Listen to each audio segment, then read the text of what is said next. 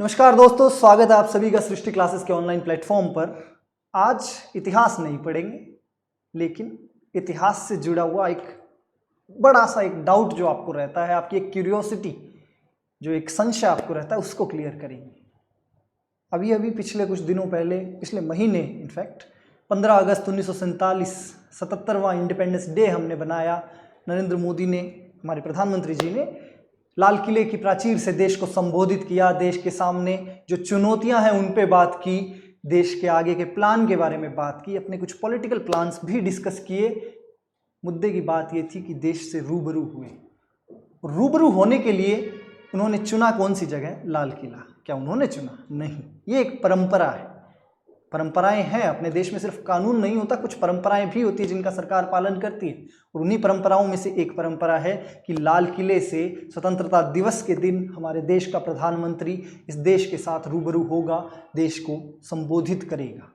तो लाल किला ही क्यों? ये सवाल आप सबके जहन में कभी न कभी तो आया होगा, और आज उसी को आंसर देने के लिए हम सब, आज मैं और आप इकट्ठे हुए हैं यहाँ, तो बात करते हैं। उसके लिए ज़रूरी है कि थोड़ा सा इतिहास में चले। लाल किला कैसे इतना पावरफुल या कैसे इतना प्रभावशाली हो गया कि इस देश में 77 साल हो गए आज़ादी को, और देश सेलिब्रेट करने के लिए, सरकार जनता से रूबरू होने के लिए चुनती है लाल किले को ही, दिल्ली का लाल किला। तो बात है शुरू में कि दिल्ली में पावर कैसे आई, पहले उसी की बात कर लेते हैं। 1206 में दिल्ली सल्तनत स्थापित हो चुकी थी, गुलाम वंश स्थापित हुआ। हालांकि शुरू में पावर का जो सेंटर था, सत्ता का केंद्र, वो रखा गया था लाहौर को, कुतुबुद्दीन ऐबक के समय। लेकिन बाद में इल्तुतमिश आया, और उसके बाद से आगे आने वाले जो भी दिल्ली सल्तनत के वंश रहे, उनमें दिल्ली सत्ता का एक मुख्य केंद्र बन गया। नाम भी तो दिल्ली सल्तनत ही था। तो जब नाम में आपको दिख रहा है दिल्ली आ रहा है इस सल्तनत के, तो सीधी सी बात है, जाहिर सी बात है कि यहाँ पावर सेंटर तो ज़रूर बहुत बड़ा था, प्रभावशाली हो चुकी थी दिल्ली। और तुगलकों के समय, बाद में एक तुगलक वंश भी आया था, तुगलक वंश के समय पे हालांकि सिकंदरा, आगरा, ये जो है दिल्ली के अलावा एक और पावर सेंटर बन गया। फिर बाद में 1206 से 1526 तक ये जो दिल्ली सल्तनत रही। 1526 के बाद आ गए मुगल, बाबर आया 1526 में, और 1526 से बाबर, हालांकि चूंकि काबुल से बेस्ड था, अफगानिस्तान में राज कर रहा था भारत में आने से पहले, तो थोड़ा काबुल का भी इन्फ्लुएंस रहा। लेकिन मुगलों के समय पे जो मोस्टली हम लोग बोलते हैं कि दिल्ली, या जो दिल्ली के आसपास वाला क्षेत्र था, इसको एक तो हुमायूं ने अपने सत्ता का केंद्र बनाया, और उसके बाद में शाहजहां के समय पे ये चीज़ रही कि शाहजहां ने एक नींव डाल दी शाहजहानाबाद की। लाल किले की नींव डाली गई 1639 में। 10 साल लगे इस लाल किले को बनने में। 1648 में शाहजहानाबाद को राजधानी घोषित कर दिया गया। ये शाहजहानाबाद क्या था, जिसे हम आजकल पुरानी दिल्ली बोलते हैं, उसी पुरानी दिल्ली में ये शाहजहानाबाद बसाया गया। सत्ता का केंद्र जो था शाहजहां ने बना लिया दिल्ली को। दिल्ली में अब बात ये है कि यहाँ ये जो लाल किला था, लाल किले के अंदर स्थित दीवाने खास से सबसे अहम निर्णय लिए जाते थे। लाल किला यहाँ पहली बार पावर का सेंटर बना, सत्ता का केंद्र बना, इस देश में राजनीति का केंद्र बना। शुरुआत हो चुकी थी लाल किले के भारत में एक प्रभावशाली जुड़ाव की। लाल किला यहाँ से अब पावर का सेंटर रहेगा। बाद में लेकिन 1707 में मुगलों का पतन चालू हो गया था। वजह थी औरंगजेब की मृत्यु। औरंगजेब की मृत्यु हुई और मुगल ढहने लगे। बहुत सारी वजह थी, कभी और सेपरेट बात करेंगे। मुख्य रूप से उसमें औरंगजेब की जो मृत्यु हुई, क्योंकि औरंगजेब की नीतियों से बहुत लोग नाराज थे, दुश्मन बहुत हो गए थे औरंगजेब के। तो और मुगलों के रहे से ही बात रही कि मुगलों के अयोग्य उत्तराधिकारी आए, मुगल वंश का पतन हो रहा था। लेकिन भारत में ठीक उसी समय एक नई शक्ति, एक नई विदेशी शक्ति आ चुकी थी। उस समय तो नहीं, पिछले उससे 100 साल पहले ही आ चुकी थी, लेकिन इस समय तक आते आते उन्होंने अपने आप को स्थापित कर लिया था। जितने मुगल कमजोर हो रहे थे, उतने ही अंग्रेज शक्तिशाली होते जा रहे थे। अंग्रेजों ने ये जो पावर वैक्यूम, कभी भी कोई भी बड़ा नेता या बड़ा शासक रिप्लेस होगा, जाएगा, तो एक पावर का वैक्यूम क्रिएट होता है, एक खाली स्पेस क्रिएट होता है, जिसमें कोई नई शक्ति आके उस स्पेस को भरेगी। और ये नई शक्ति अब थे अंग्रेज। अंग्रेज भारत में सत्ता पर आ गए थे, सत्ता चला रहे थे। अंग्रेज़ों की नीतियों से हमारे अंदर थोड़ी नाराज़गी थी, हमारा समाज नाराज़ था, हमारी धार्मिक जो व्यवस्थाएं थी उनके अंदर हस्तक्षेप कर रहे थे, कल्चर में हस्तक्षेप कर रहे थे। सैनिक नाराज़ थे अंग्रेज़ों से, हमारे राजा रजवाड़े नाराज थे। जब इतनी नाराजगी थी तो ये नाराजगी फूटी 1857 की क्रांति के रूप में। 57 की क्रांति हुई। क्रांति के लिए एक चाहिए होता है नेता। कोई भी आप आंदोलन करोगे, आंदोलन के लिए नेता जरूरी होता है। ये क्रांति अलग अलग भागों में हो रही है, छिटपुट भागों में, पूरे देश में व्यापक स्केल पे नहीं हुई, गिने चुने जगहों पे हुई, और जहां हुई वहां बड़ी जोरदार हुई, ये तो बात है, लेकिन एक साथ नहीं हो पाई। पर इस क्रांति के लिए जब नेता चाहिए था, सारे के सारे जो सैनिक भागे थे मेरठ से, बैरकपुर से, वो सारे के सारे पहुंचे कहाँ? दिल्ली, लाल किले पर। और दिल्ली के लाल किले में, लाल किले के आगे जाके आप देखोगे कि सारे के सारे इकट्ठे हो गए। बहादुर शाह जफर मुगलों का इस समय शासक था। सब भूले बैठे थे क्योंकि मुगलों के पास से पावर जा चुकी थी। पर अब ये जो क्रांतिकारी आए, इनको जब नेतृत्व की ज़रूरत पड़ी तो सबसे पहले निगाहें गई मुगलों पर, और मुगलों की सीट कहाँ पर? लाल किले। इस देश के ये क्रांतिकारी भाग कर आए लाल किले पर। ये लाल किला यहाँ पर अब अपनी स्वतंत्रता का प्रतीक बनता जा रहा है। इस देश के लोग आए इकट्ठे होके, क्रांतिकारी सबसे पहले 1857 की क्रांति के लिए आए बहादुर शाह जफर के पास। बहादुर शाह जफर से दरख्वास्त की गई कि आप इस क्रांति का नेतृत्व करिए। उन्होंने किया भी, और बड़ा एक असमंजस की सिचुएशन क्रिएट हो गई थी। बहादुर शाह जफर नहीं तैयार थे इस चीज़ के लिए, पर बात यह है कि इन क्रांतिकारियों को नेतृत्व चाहिए था और बहादुर शाह जफर उस मौके पर वहाँ थे। 57 की क्रांति में लाल किले का ये जो महत्व था, ये आपको इधर दिखा। तो लाल किला अब धीरे धीरे इस देश के अंदर पावर का सेंटर बन रहा था। अंग्रेज़ों ने बड़े ही क्रूरता से इस क्रांति को दबा दिया, और दबाया जो गया तो 57 के बाद से आपको दिखेगा कि बहादुर शाह जफर तो चले गए, रंगून भेज दिया गया उनको, रंगून में जेल में रखा गया, वहीं उनकी मृत्यु हो गई और वहीं पर उनकी कब्र बनाई गई। बहादुर शाह जफर के पुत्रों को और पोतों को दिल्ली में ही मार दिया गया। दिल्ली में इनको चांदनी चौक से ले जाकर बाद में आगे जाके इनको, जो हम लोग एक जगह बोलते हैं कश्मीरी गेट, कश्मीरी गेट पे एक खूनी दरवाज़ा, आपने नाम सुना होगा, वहाँ पे बहादुर शाह के पूरे वंश का अंत कर दिया गया। इस तरह से मुगलों का इतिहास भारत में ख़त्म हो गया, लेकिन मुगलों द्वारा बनाया गया ये लाल किला पावर का सेंटर अभी भी था। अंग्रेज़ों ने जब क्रांति दबाई तो एक थोड़ी गाज जो थी वो इस पुरानी दिल्ली, शाहजहानाबाद और लाल किले पर भी पड़ी। कई एस्टिमेट्स के मुताबिक तो ये बोला जाता है कि अंग्रेज़ों ने इस क्रांति के बाद लगभग 60% चीज़ें रिप्लेस कर दी पुरानी दिल्ली और लाल किले की। तो जो स्वरूप हम लोग लाल किले का आज देखते हैं, उसमें अंग्रेज़ों का अच्छा खासा एक बदलाव किया हुआ है, ओरिजिनल नहीं है। खैर जो भी हो, पर उसमें मुग़ल स्थापत्य आपको दिखता है, मुग़लों की झलक दिखती है, अंग्रेज़ों के किए गए अत्याचार भी दिखेंगे। तो इस तरह से 57 की क्रांति के बाद से अब अंग्रेज़ पूरी तरह से स्थापित थे, दिल्ली में भी और बाकी के पूरे देश में भी। अब लेकिन खास बात ये रही कि अंग्रेज़ों ने अब दिल्ली को 57 की क्रांति के बाद से भारत पर डायरेक्टली क्राउन का राज आ गया। अंग्रेज़ी हुकूमत, अंग्रेज़ों का राजा अब भारत का राजा हो चुका था। हमने 3 दरबार भारत में आयोजित करवाए, अंग्रेज़ों ने करवाए, 1877, 1903, 1911।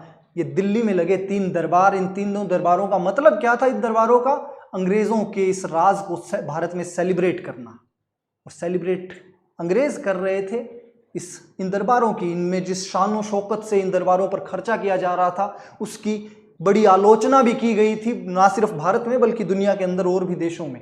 क्यों? क्योंकि भारत में सूखा, अकाल पड़ रहा था, लोग जब मर रहे थे, अंग्रेज़ यहाँ पानी की तरह पैसा बहा रहे थे।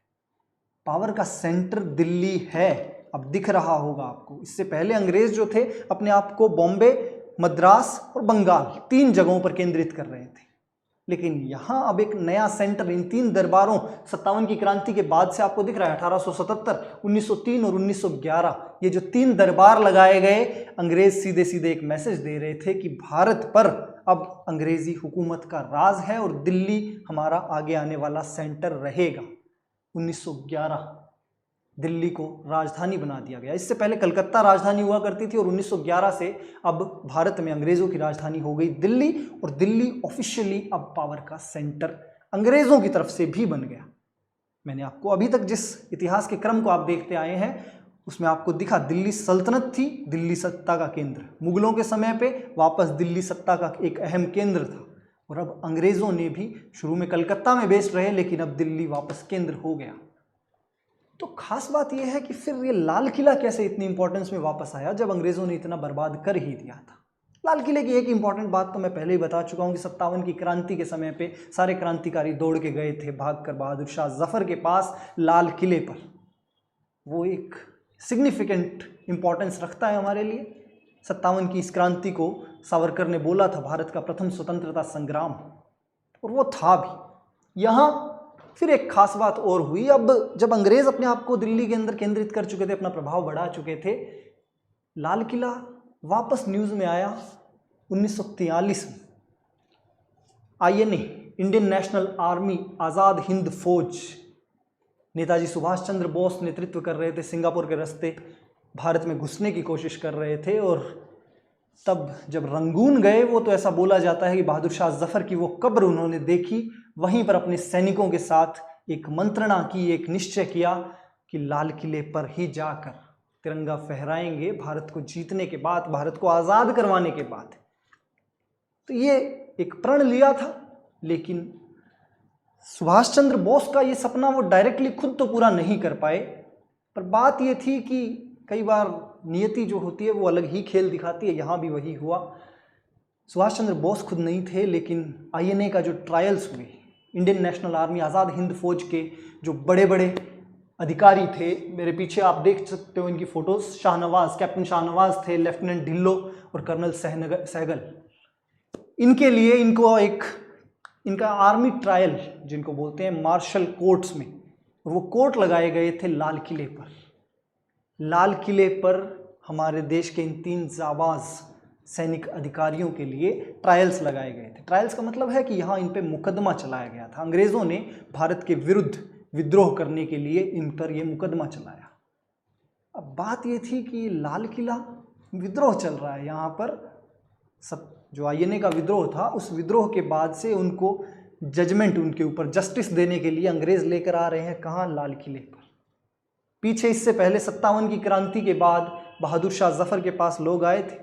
मैंने आपको एक और बात बोली थी कि इसमें दीवाने खास था लाल किले में। दीवाने खास से मुगल बादशाह जो हुआ करते थे अपने सबसे अहम निर्णय लिया करते थे। उसी दीवाने खास में बहादुर शाह जफर को सज़ा सुनाई गई थी लाल किले से ही। तो पावर का सेंटर तो था। और यहाँ आईएनए के ट्रायल्स चले, जब इन पर मुकदमे चले, ये वो मौका था जब पूरा का पूरा देश आज़ाद हिंद फौज के सपोर्ट में उमड़ पड़ा था। इन 3 बड़े अधिकारियों पर केस चले थे। अंग्रेज इनको टारगेट करना चाहते थे, लेकिन इनके केस को लड़ने के लिए उस समय के अपने देश के जो नामी गिरामी वकील थे, उनकी पिक्चर्स इधर मैंने लगाई हुई है। ये हिंदुस्तान टाइम्स का उस समय का आर्टिकल है 1945 का, जब आईएनए के ट्रायल्स चले थे। इन आईएनए ट्रायल्स के अंदर, इन मुकदमों के अंदर भोला भाई देसाई, आसफ खां, उसके अलावा आपको काटजू भी दिखेंगे, कैलाशनाथ काटजू, और खुद पंडित जवाहरलाल नेहरू। 25 साल पहले बैरिस्टर की थी, लेकिन अब इन आईएनए ट्रायल्स के लिए वापस अपना कोर्ट वाला चोगा पहन कर आ गए थे। बड़ा शानदार तरीके से केस लड़ा गया, पूरे देश के लोग सड़कों पर उमड़े। 57 की क्रांति के बाद अब आईएनए की जो ये छोटा सा विद्रोह आईएनए ने अपने स्केल पे किया, इंडियन नेशनल आर्मी ने, उसके लिए भी लोग जुड़े। और कहाँ रहा ये केंद्र? जब ये मुकदमे चले, लोगों के लिए क्या था, लोगों को जोड़ने वाला ये केंद्र जो था, ये था लाल किला, जहाँ ये मुकदमा चल रहा था। वापस इस देश का जुड़ाव हुआ। कुल मिला के कहानी साफ थी कि लाल किला इस देश के इतिहास के साथ जुड़ चुका था। देश आज़ाद हुआ 15 अगस्त 1947। 14 और 15 अगस्त के बीच में रात के जो 12 बजे, जब जस्ट 15 अगस्त लगती है, देश के पहले प्रधानमंत्री पंडित जवाहरलाल नेहरू ने संबोधित किया इस देश को और संविधान सभा को मिडनाइट में। ट्रिस्ट विद डेस्टिनी, नियति के साथ साक्षात्कार, इनका एक फेमस स्पीच उस समय बड़ा पॉपुलर हुआ। 20वीं सदी के सबसे महानतम जो स्पीच हुए उनमें इसको गिना जाता है। वहाँ से बाद में देश को भी, तो ये वाला जो संबोधन था ये सीधे सीधे था देश के जो संविधान निर्मात्री सभा थी उसको। अगले दिन 15 अगस्त, अब मैंने ये जो बात आपको बताई 14 से 15 अगस्त की मिडनाइट की, कि 15 अगस्त जस्ट शुरुआत हो रही है, उस समय नेहरू जी ने ये भाषण दिया। अगले दिन कलकत्ता अपना जो ये इंडिया गेट था, इंडिया गेट की तरफ से वहाँ से देश को संबोधित किया गया। लेकिन फिर भी नेहरू जी को लगता था कि अभी बात बनी नहीं। देश को संबोधित करने के लिए जो असली जगह चुनी गई वो थी 16 अगस्त की तारीख, और जगह थी ये लाल किला। क्योंकि एक सपना भी था, किसका? सुभाष चंद्र बोस का। मैंने आपको जस्ट पीछे अभी बताया, रंगून में जब बहादुर शाह जफर की कब्र पे गए तो उनका एक सपना था कि लाल किले पर जाएंगे, झंडा फहराएंगे, विक्ट्री मार्च निकालेंगे। मेरे पीछे आप देख सकते हो पंडित जवाहरलाल नेहरू को लाल किले पर परेड्स का निरीक्षण करते हुए। सुभाष चंद्र बोस का वो सपना पंडित जवाहरलाल नेहरू ने पूरा किया। लाल किले की प्राचीर से इस देश को संबोधित किया गया। उस संबोधन के अंदर बोला भी गया नेताजी सुभाष चंद्र के बारे में। उनको याद किया गया कि उनका भी सपना था, खुद नहीं है, डायरेक्टली नहीं है, पर इनडायरेक्टली हमारे सबके साथ हैं, और उनका ये सपना हम आज पूरा कर रहे हैं। भारत आज़ाद है, और आज़ादी का जो ये तिरंगा फहराया गया लाल किले की प्राचीर पर। पुरानी दिल्ली आपको दिख रही है, पंडित नेहरू आपको दिखाई दे रहे हैं यहाँ पर भाषण देते हुए, और ये जनता जो उमड़ पड़ी वो दिख रही है। यहाँ से एक परंपरा शुरुआत हो गई थी जो आज तक चल रही है। आज तक भारत का जो भी स्वतंत्रता दिवस हमने मनाया, हमने यहीं लाल किले की प्राचीर से देश के प्रधानमंत्री ने देश को संबोधित किया। स्वतंत्रता दिवस के मौके पर हर साल 15 अगस्त 1947 से लेकर आज तक। हालांकि एक आप में से बहुत लोगों को ये संशय रहता है, वो आज क्लियर कर देते हैं। ये जो तारीख थी ये 16 अगस्त थी। 15 अगस्त को हम आज़ाद हुए, पहला स्वतंत्रता दिवस का जो भाषण लाल किले से दिया गया वो था 16 अगस्त।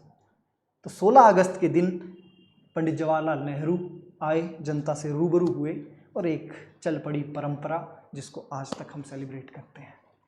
उम्मीद है कि आपका जो डाउट था, जो संशय था वीडियो की शुरुआत में मैंने कहा था, वो सॉल्व हुआ होगा। इस तरह के और भी वीडियोस हम लाते रहेंगे हमारे इसी चैनल पर। सब्सक्राइब करिएगा। अगर वीडियो पसंद आया है तो लाइक करिए, शेयर करिए इसे अपने साथियों के साथ। अगर कोई कमी लगी हो तो उसे भी दुरुस्त किया जाएगा, कमेंट सेक्शन में बताइएगा। और ऐसे कौन से और टॉपिक्स हैं जिन पर आप ऐसे वीडियोस चाहेंगे, इन्फॉर्मेटिव वीडियोस, वो भी बताइएगा। Thank you very much.